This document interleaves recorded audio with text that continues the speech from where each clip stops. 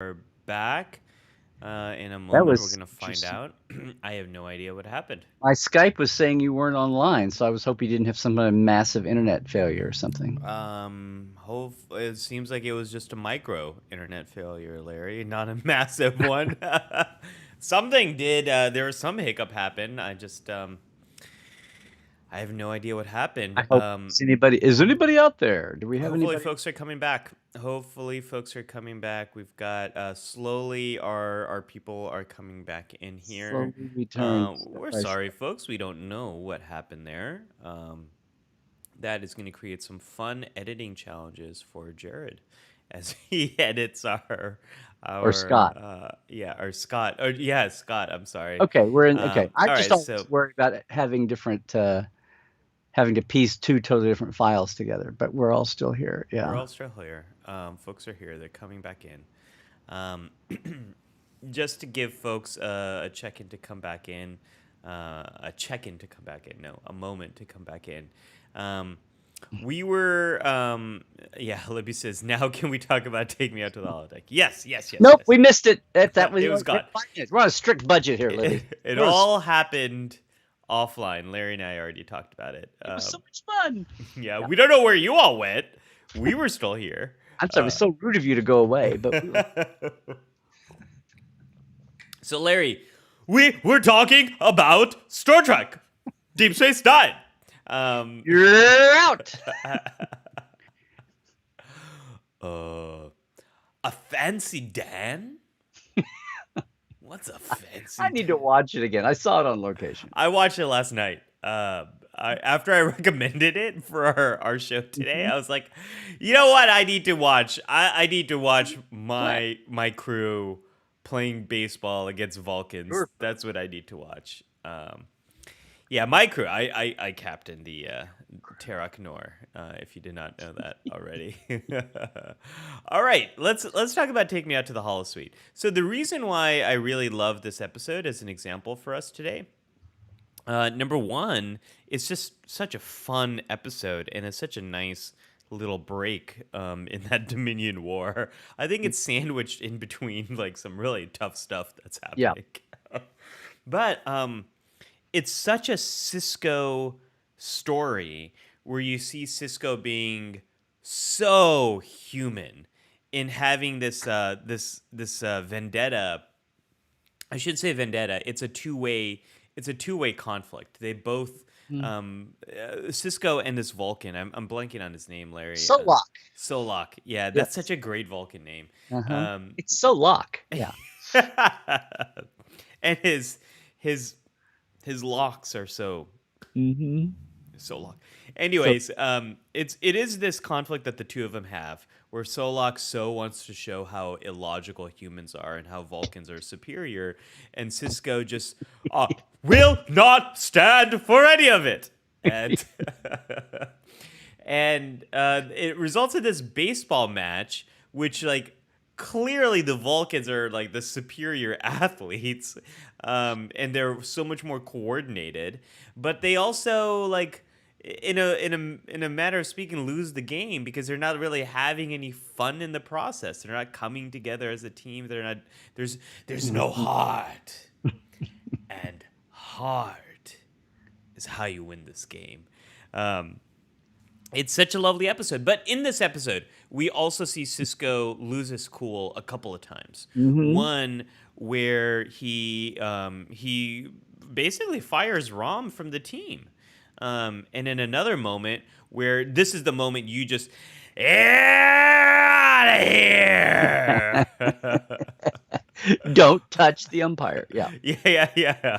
Where Which, of course, in a structural way, is what dooms Solok at the end with his yes, superior Vulcan ways. He yes, forgets. yes, Yes. yeah, yeah, yeah.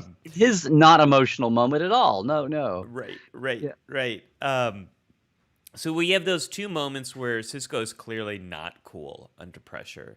And in the first one, the whole team says like, well, "This is not okay, Rom, what he did to you."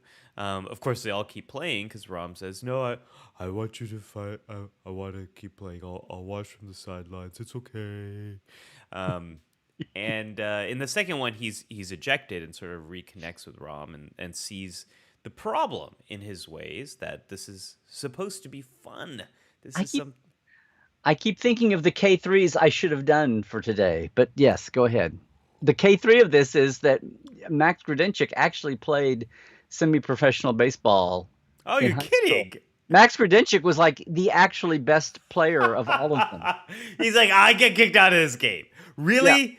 Like, yeah, it's me. Michael Dorn can't hit that ball. He's an actor though. Well, but like Avery and Sirach and Michael had all, and Armin were all decently good, could play, throw, and do skill like as kids, and then to some degree in school or whatever.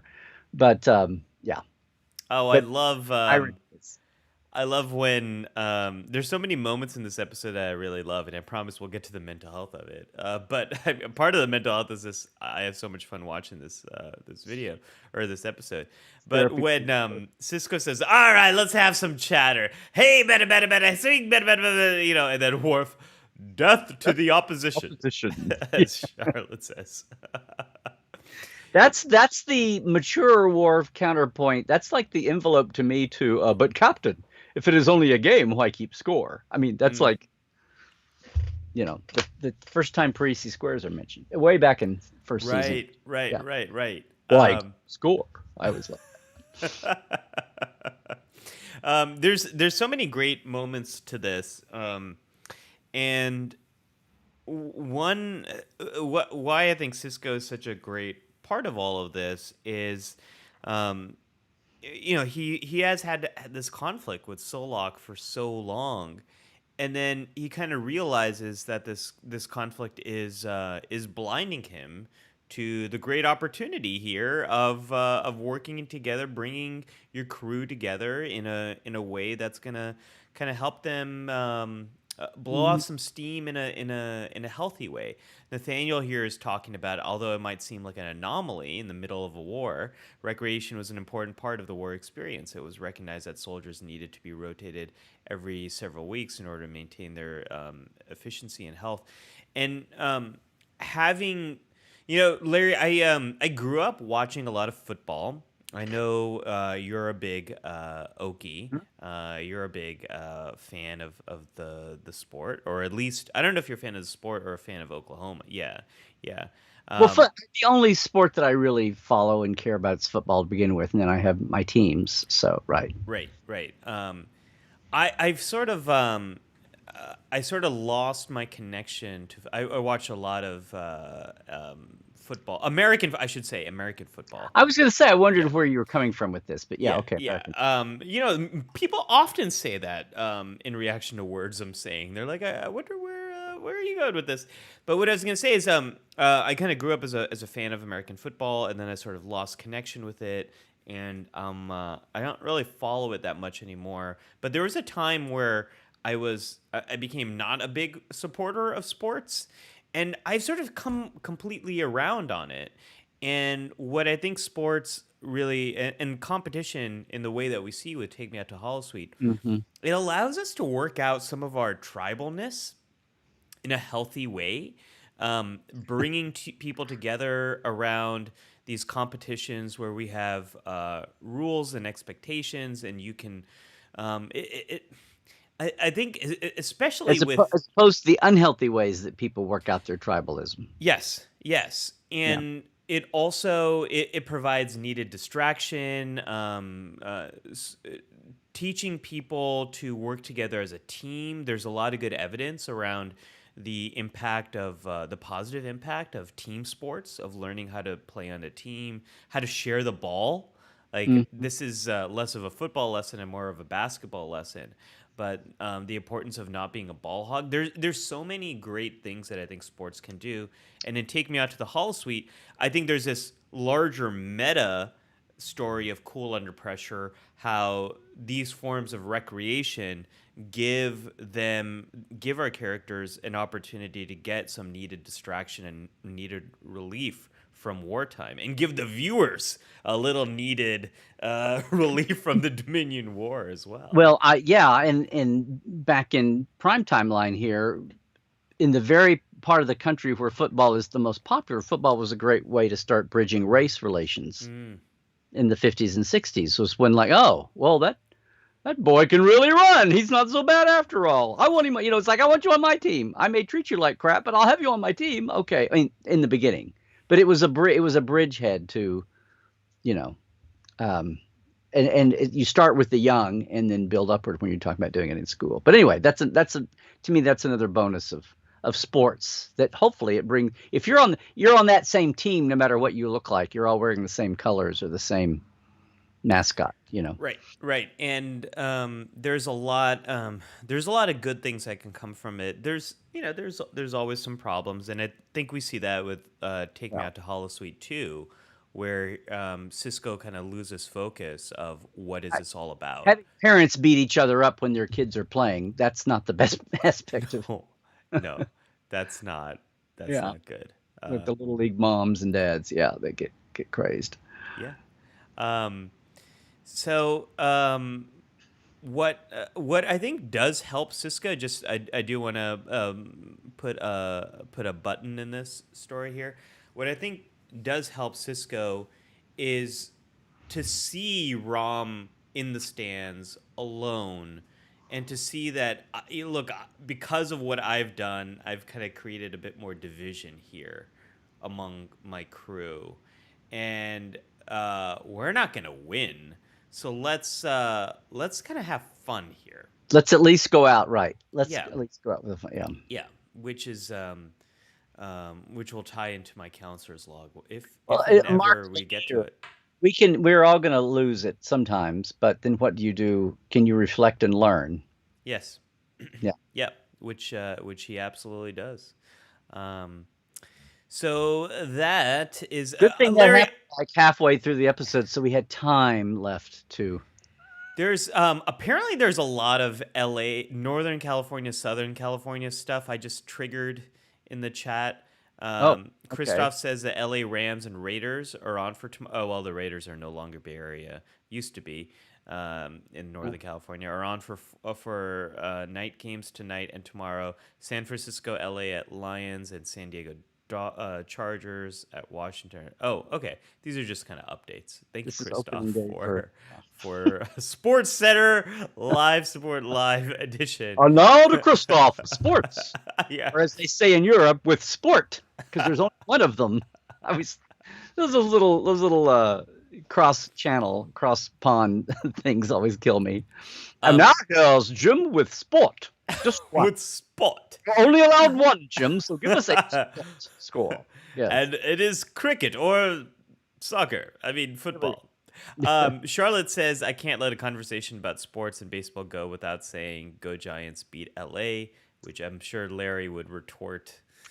I'm not a big baseball fan, but if Janet were here, Janet and Lolita have a good, healthy Giants Dodgers thing rolling by. So yes, and Dodger blue is Janet's favorite blue color. And Michael Pillar was a huge Dodgers fan, and shared his good tickets with people on staff. So healthy indeed. Yeah. Larry, you're just pouring out the K3s. You're just firing them like a phaser set to stun, Larry. Oh, phaser on one. Yeah. Hey, I want to say, we're in DS9. Technically, we're going to move on here because we're so damn strong. But Libby and other people before Libby keep mentioning Rom being someone who's cool under pressure. Yeah. I mean, again, you can't be on Star Trek unless you're going to be cool on pressure at least once a season. But sometimes that's more of a thing than other times. And she says, I'm looking back at 1032. Yeah. And Libby says, in Call to Arms, Rom is freaking out about his marriage, but he's totally calm about the attack and defending the station and coming up with his own plan for the self-replicating mines. So, cool under pressure can vary. Well, what I would say with Rom is, and this is why I love our lifers so much, is I didn't really think about this example until Libby just mentioned that comment. You can be cool under pressure in one aspect of your life. Here. Yeah, and be a complete mess. Just ask any therapist. We might be very good at helping other people. It doesn't mean necessarily we're good at applying some of that in our own life. Like, there are many times where I was helping someone with manage their worries and their stress. And then on the way home, I was full of my own worries and stress. Like, how am I going to write up all the paperwork I have to do? How am I going to get this done? How am I going to get that done? I would say that is a very human thing, to be in one area, put together in another area. You might struggle more. That's totally fine, and I think that's it's much more the norm than not. Um, oh, and Charlotte says, all I'm saying is Captain Cisco was wearing a Giants cap during the baseball practice, and that's enough of an endorsement for me. Charlotte, I don't know if it was San Francisco Giants at that point. I think my future baseball history, wasn't there some condensing or moving of the teams? I only know from that Rumpelstiltskin episode, I think, where you get a little bit of history of the Giants there. I know the cap he's wearing in the pilot is a Negro Leagues. I did not know that. I have to go check it out, but I think that yeah. Anyway, I someday we'll do this. I had the pleasure of going out one of those. That was such a unique episode. Here's a little more K3 if you don't mind, because like they were on. That was like the whole cast together, which they rarely did on the stages. Like all the regulars and all the major recurring people all together on screen at the same time. And then on top of that, they're out on location.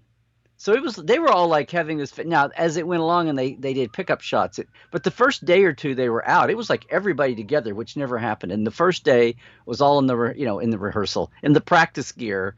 And then one day at least was everybody in the Niners uniforms. And it was really made. And one of those days I went out to, I guess it was the uniform day. I was out, went down to the Loyola Marymount to the field and did a big story for Communicator back then. But one of the things that hit me was dawned on me that everybody's got very specific numbers. And I thought to go around and ask everybody why they had the number they did. And I did, when we were first going online, I did a Communicator story that we posted at StarTrek.com when all of this was like a new thing. And it was like, oh, read the main story in the magazine, find the sidebar online at the site. It was kind of wacky.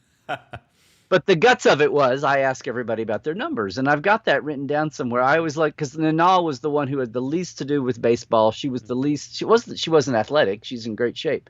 But she did the least about baseball and baseball skills. And she's the one that said, oh, just give me a number. I don't care. But somebody had their number from the call sheet number. Anyway, cool. But 4 or 5 of them had specific homage numbers. So maybe sometime we'll circle back to this and I'll prep that. But I noticed on Memory Alpha that they had 2 or 3, and I'm like, I know all 12 or whatever it is. So someday I'll K3 that at you. Yeah, please do. I was watching it last night and I never noticed this before, but they all have their names on their uniforms. That's like a detail I've never really noticed before. I thought that was pretty cool. Kira says Kira, and she was like, "You guys forgot that was my that's my first name, not my." Yeah, that's true. I forget what it. There's something that's back, or maybe it says Nerisse, I think. Yeah, I think it says. Anyway, I won't go there without looking again. Yeah. So let's see. And Heidi says, Heidi's joining us and says, "Evening. Please say Ellie has sunk under pressure." Yeah, we covered that. Oh, Heidi's just coming in. Yeah, that actually did happen. All right, moving right along in the timeline here, Larry. Moving right along. We did want to talk about, with Voyager, there's so much that we could do with Janeway. And a lot of this under pressure does come to COs, a lot of our examples. But it's the name of the game. It's the name of the game. But let's actually talk a little bit about Enterprise. We don't often get to Enterprise. It's far in the timeline order, timeline order, but not chronological order. So release order? We're skipping your example of the Doctor in real life. Oh, whoops. Oh, yeah. Let's talk about that. Another case of somebody exceeding their programming. Sorry, I overlooked that one. Yes, let's talk about this one because I really like this example. So we were talking about Data a little bit. We were talking about you alluded to the Doctor.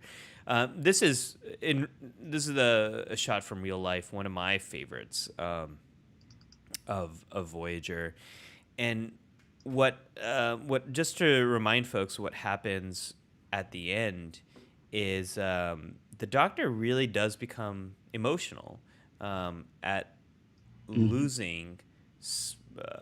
Is it his daughter? In Yes, his made up fictional daughter. Yeah, Yeah. yeah, in the simulation he's running, and he really does become emotional and doesn't really want to experience that anymore. And I think there's a lot of great things to draw from in that episode. But one of the things I really like about that episode is, yeah, there are times where you can't. You are giving up this any type of emotional control. And grief and loss is one of those times where at some point you're going to have the same reaction that the Doctor had, and you probably won't want to feel it, and it is going to be painful and difficult. And no one person, not even a computer program, in those moments can keep it all together, Larry. That is okay, and that is Hmm. supported, and that is encouraged.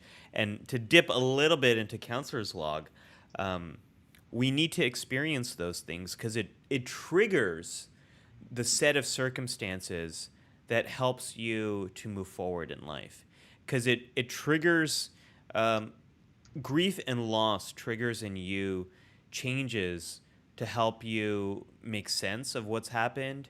It triggers changes that we see with the Doctor that leads you to get more support from other people. You have to show some grief in order to get support from other people. So there are times where you need to lose your cool there. There was a comment before someone from our community. I favorited it, but I lost all of those when we lost our stream here. But someone was talking about like, when is anger justified? And anger and sadness, there are times where showing it is exactly what leads to the change you need. With real life here, the Doctor showing his grief, as painful as it is because he's never experienced it before, which is like the Data example we brought up Hmm. before. It's what he needs to get his help. And sometimes showing anger, oh, it was Far Beyond the Stars. Someone was talking about Far Beyond the Stars.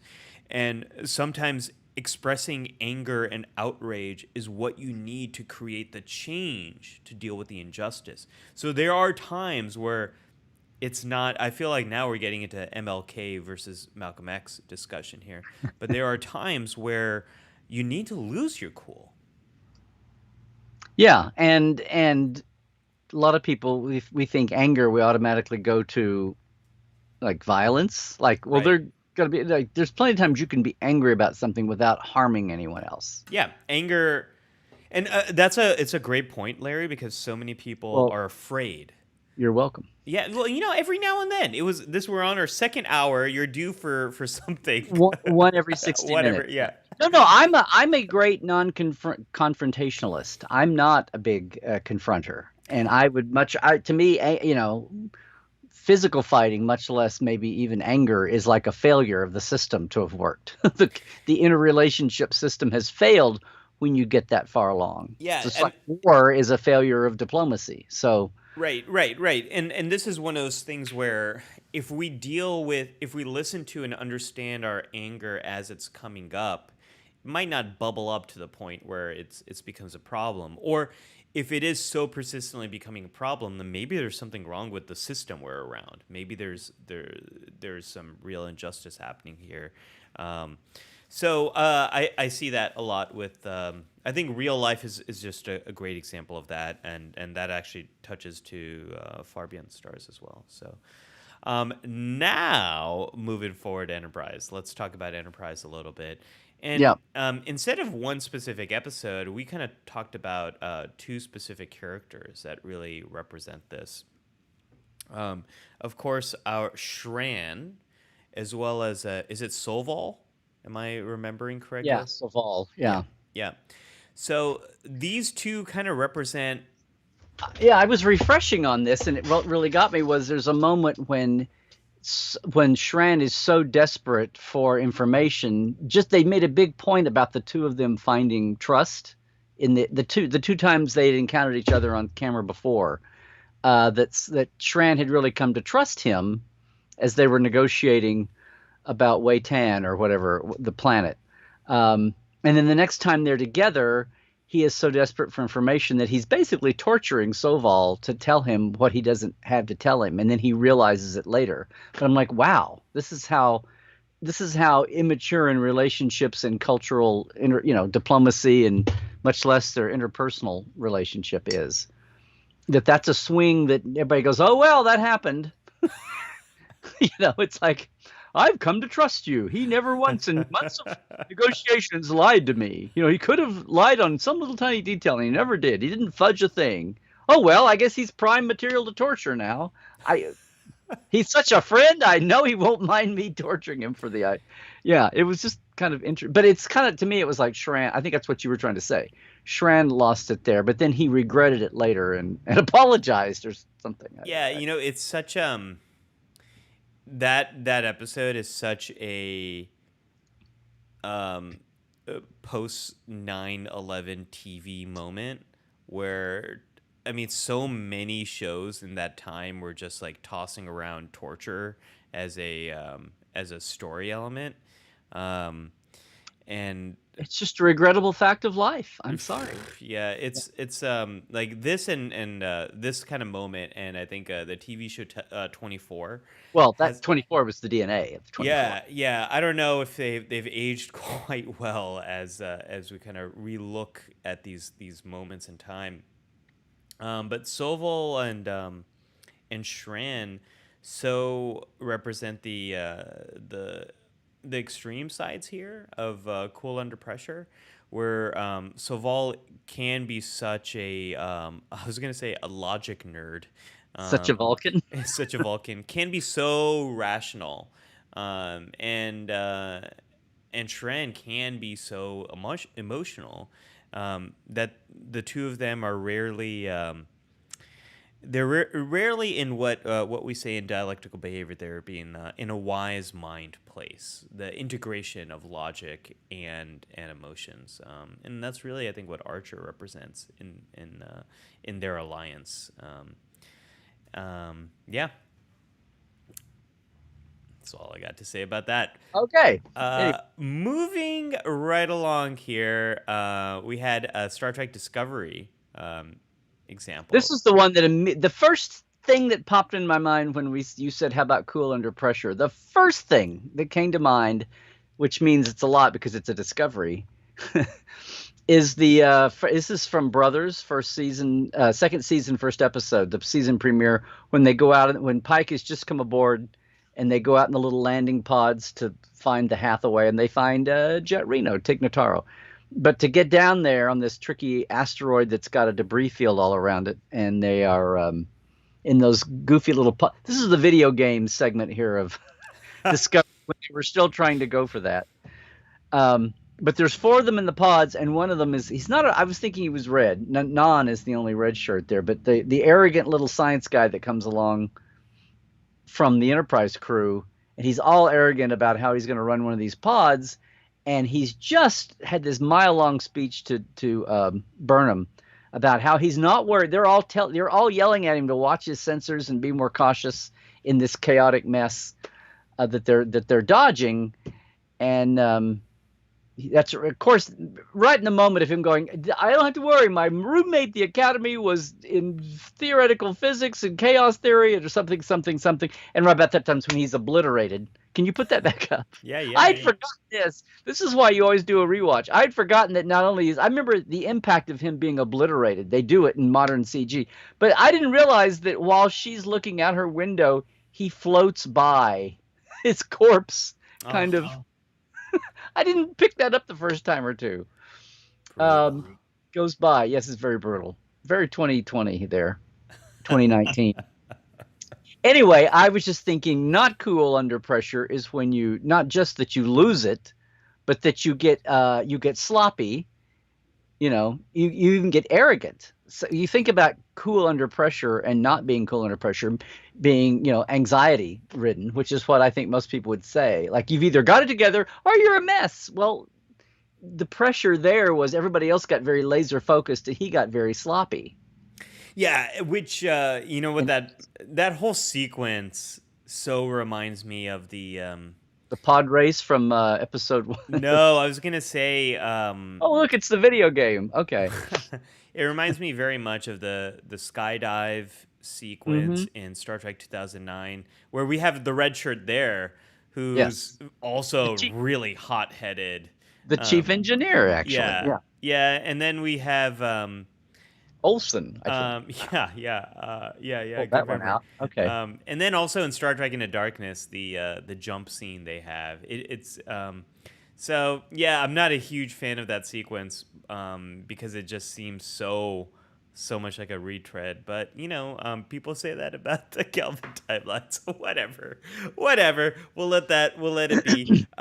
We have one more recent example coming from new Star Trek, and this is Star Trek Picard. This is one of our favorite characters that we keep coming back to I as well. Yeah. I mean, and I almost went to well, there's several places here cool under pressure, but I was always impressed by how not only did they play the scene where Raffi goes to get a brownie point, but it's a much bigger brownie point than she realizes. She goes to a friend for a favor, and it's such a ask Yeah. that she ate the whole brownie. Yeah, she's like, we're this is all you're getting, Rafi. Yeah, We're done. we're done. Yeah. And then they show the emotional toll. I mean, she literally like almost collapses in her chair. I mean, she literally, they have to help her off the bridge, and then of course she goes and whatever. She snake weeds out, or she drinks herself into a stupor, which is sad, but under pressure, she performed. Yeah. Yeah. Um And you can tell the toll on her yeah. as you see the aftermath. Yeah. And so it kind of reminds me of actors who might be going through a difficult time but are able to, for the production, kind of Suck it up for the show. Yeah. get it through. And it's also something that reminds me of, this is something we all go through, is like the times you need to be on and you need to do the work you've been asked to do when other things in your life might feel like they're just really Mhm. not going so well. I went to a great panel many years ago that my friend Dr. Drea Ledamenti, as Mhm. from our very first panel that we ever did,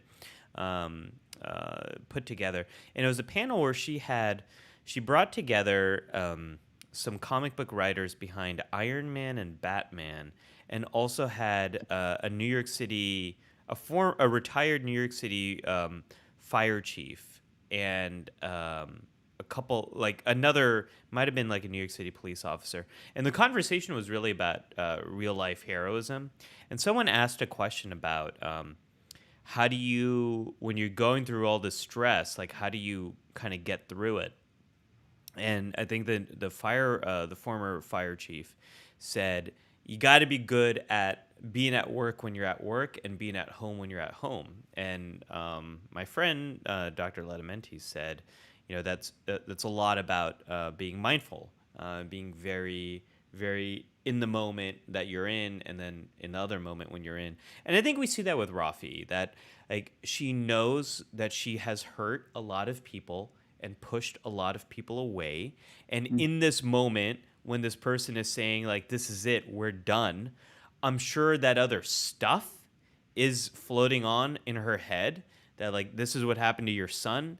This is what's happened between you and Picard. This has happened in so many ways that you have become estranged from other people. But Rafi, you got to keep focused here. You got to get this thing done. This mission now requires it.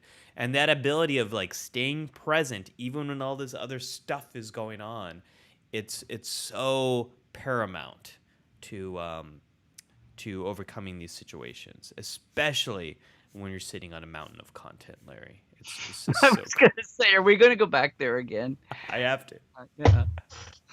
You kind of sneak that peek in. Oh, but Okay. folks. With that, I think that was a good long briefing, Larry. We covered a lot. We I guess covered a lot of time for the stuff. counselors. Hey, can I just tell you now that you're starting this? Yeah. I'm really worried about the K3 images now because I sent two and you said you got What? one. Why don't you resend them to me while I'm doing this? And I I'll. did Oh, already. you. Yeah. Whoa! Look at that, going at the speed of subspace, Larry. Yeah. Yeah. I'll make sure I've got them while I'm talking Okay. about the counselor's log here. So I mentioned before about. I just kind of briefly mentioned. I think I got them, Larry. I mentioned before about. What was I talking about? I don't Oh, know. astronauts, like astronauts working the problem. And Yeah. one of the cool things about um, astronauts is, especially if you look at the Apollo era, there was a lot. They put those people through a lot of tests, a lot of this kind of Hmm. stuff. And one of the cool things, if you look at some of those astronauts, if you look at their heart rates when they were being blasted off into space, they were just like even keel. And so I was thinking about that as we were talking about this episode of Cool Under Pressure of real life astronauts. And especially with that first generation of astronauts, now there's a lot more diversity in who goes up into outer space. And now, if you have enough money, anyone can do it, as we've seen. Apparently. Yeah. But in the early days, they really tried to get folks who had a very natural temperament for cool under pressure. And these are folks that we're all born with our emotions set at different dials. That the volume for some people is higher up on stress and anxiety, for other people it's lower. For some people, higher up on anger. For some people, lower. And part of that is just your genetics, your temperament, but experience, as well as experience both good and bad. In the cases of a lot of those early astronauts, many of them they were test pilots, and they were used to being on rockets that can blow up. They were used to being on very fast ships full of explosives that are being controlled launches and hopefully not, controlled detonations. And not exactly all tried and tested Yes. technology. Being Yes. a test pilot. Yeah. Yeah, so a lot of those test pilots were probably had temperaments that had low anxiety, low stress, and people like that also tend to be more thrill seekers too, because they might like that feeling of adrenaline, they like that feeling of getting fired up. But those early generation astronauts also had been through experiences that really trained them well. So that by the time they were on the rockets, they had been through all the extensive training. And so they were not being shocked at what's happening, which allowed them to be cool under pressure. And then they were also trained to work the problem. If something goes wrong, they know how to problem solve. Step one, do this. I love that idea. I take it with me all the time. You're stressed, you're anxious. Okay, let's work the problem. What's the first thing we need to do here? And then, as I was kind of saying, conversely, too, people who've had really difficult experiences, like a trauma, that supercharges your emotions in the other direction. You become more hyper aware, you become more on guard, your emotions are more quickly activated. So part of this stuff is biology, part of it is experience.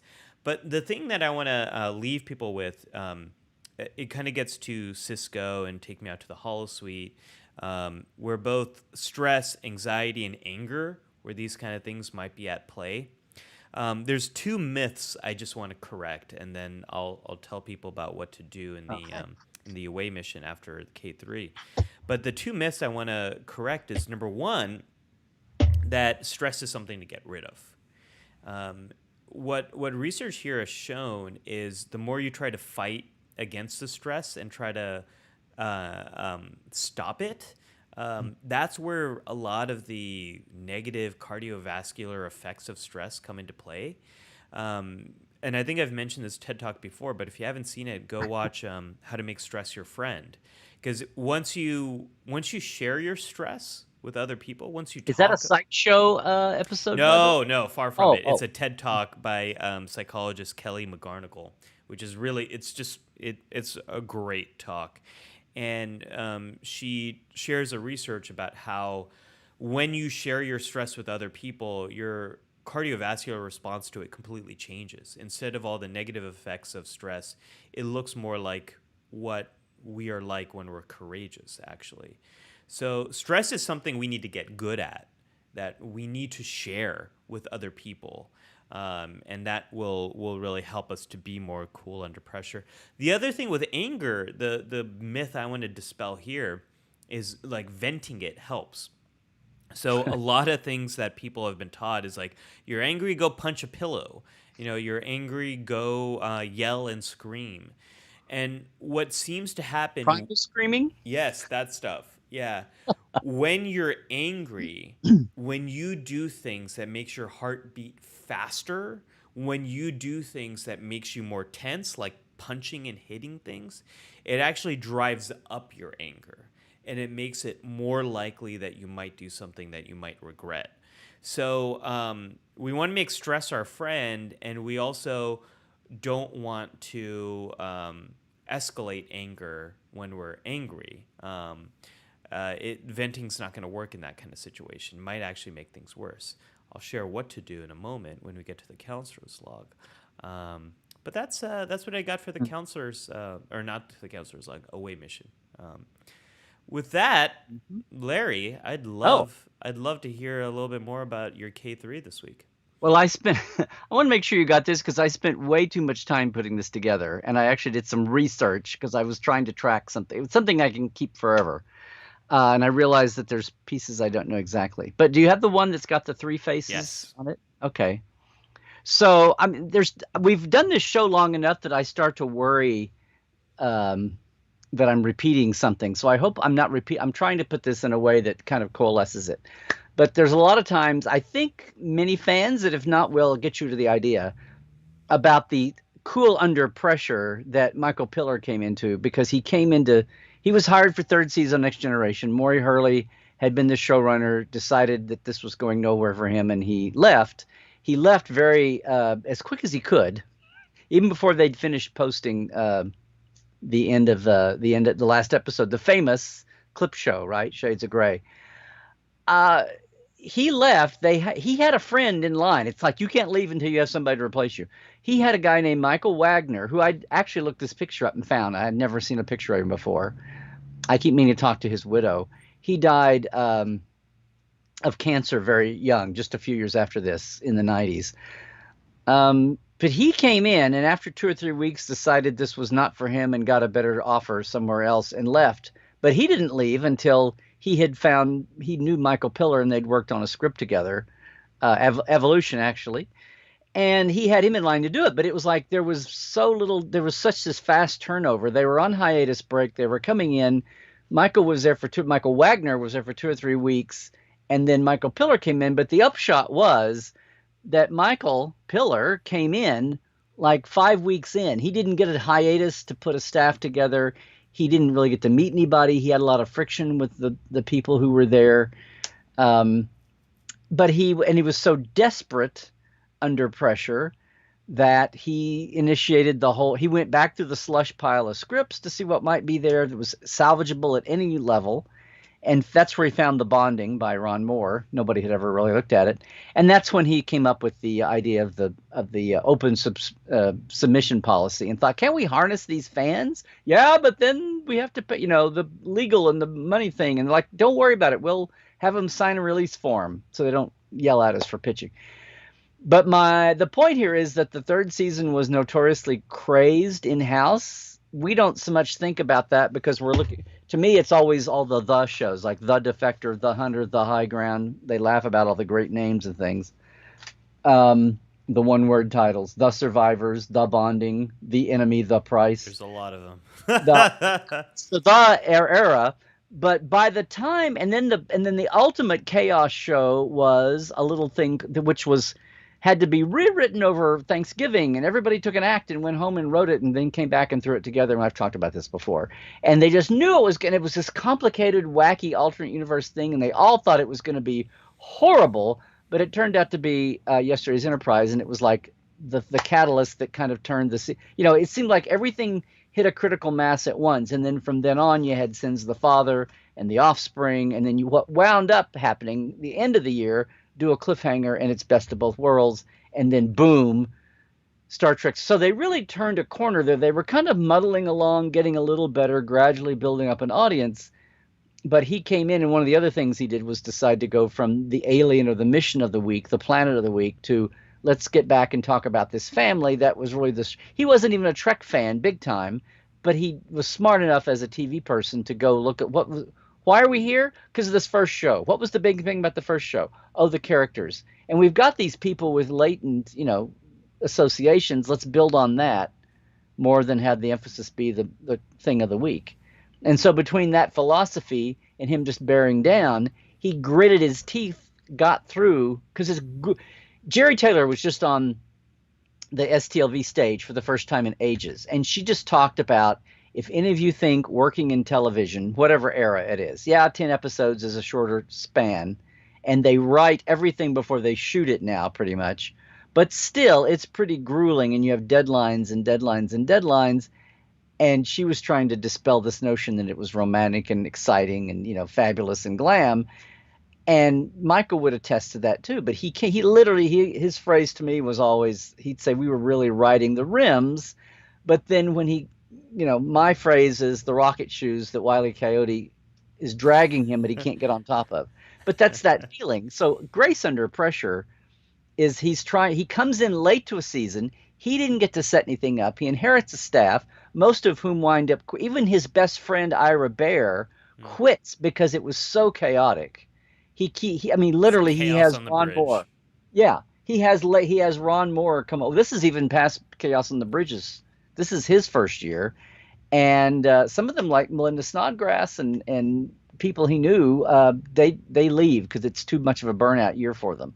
His style is a little bit differently, and they start instead of having people write memos back and forth, they have get-togethers and having break sessions, which is the way it's done now with the whiteboard, and everybody gets together and hashes out a story together, and then you take it and different people go off and do a script. That was a new concept he brought to the show too, but it was so much stress. He basically, and he's not a pal around guy. He can go lock himself in a room when he needs to and do that, and he expects everybody else to do it too, and put the social aside and be a hard worker. So anyway, the show was not it was syndicated, and they built all these protections in, but the show was clearly, it was getting a little better along. The expectations were really low for it, but the cool under pressure here is that he came in, there was pressure on himself because he came in late. He had to meet all the people, learn all the relationships on staff with actors and all of that.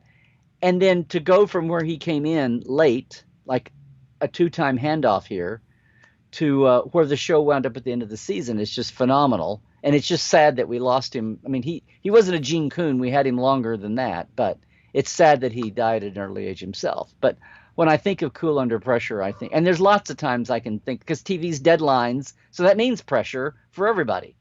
And a lot of people have to be cool under pressure to make a show. But I think in a big way, at a very seminal moment here, he came in at a very stressful time and not only like delivered what was expected of him, but blew up the franchise and grew it. And he was rewarded later on, and then got screwed when it came to Insurrection. But talk about Grace Under Pressure. He wrote a book about that that's finally out now. But anyway, I think of I think of him. I can think of prop people and people, writers having to deliver under deadlines too, and be cool.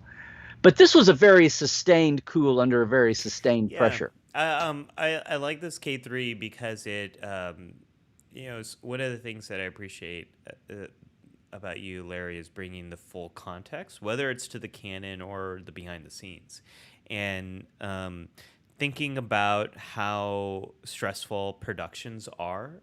There's never enough time or money to make these things in a very smooth and easy way. So pressure and stakes are always there. And one of the things I've learned about people who work in the creative fields related to TV and film and Hollywood, and I'd also say more like newer media now too, for folks who are doing like YouTube full time and all of that kind of stuff. You have to be able to reliably deliver under stress and pressure. Like that, whether you're a comic book artist or you do makeup on Star Trek, you're never going to have enough time really to do the thing in a calm way. So learning how to deliver things under those tight pressures is what helps you to become a professional, I would say, in Hollywood. So I love that. That's why the mentoring, whether it's in one of the craft fields or writing or producing or something, there's a lot of, come under my wing and learn this, or, prop guys and gals or whatever, makeup. Yeah. It's a lot of, yeah. Charlotte, speaking of that, Larry, as something that you know well too is theater. Charlotte says theater. There's a reason Tech Week is called Hell Week. I think you're right on about that, Charlotte. So that's a great one, Larry. Well, I'm glad we got. Did you have that all along, or did my late? I did have that all along. So I'm glad. But it's good to have secondaries ready to go. And speaking of secondaries, Larry, you've got your second in-person event that's coming up. Let's talk about that real quick. Well, just real quick, because if you're not in the neighborhood, that's fine. But if you are, if you're in the area, and if you're not watching us live even later in the next week here, so yeah, the second live event that I'll be back at is where I've been before, FanX Salt Lake, FKA, formerly known as Salt Lake Comic Con. But they're great to have me come up the last few years, and I've got 3 or 4 panels.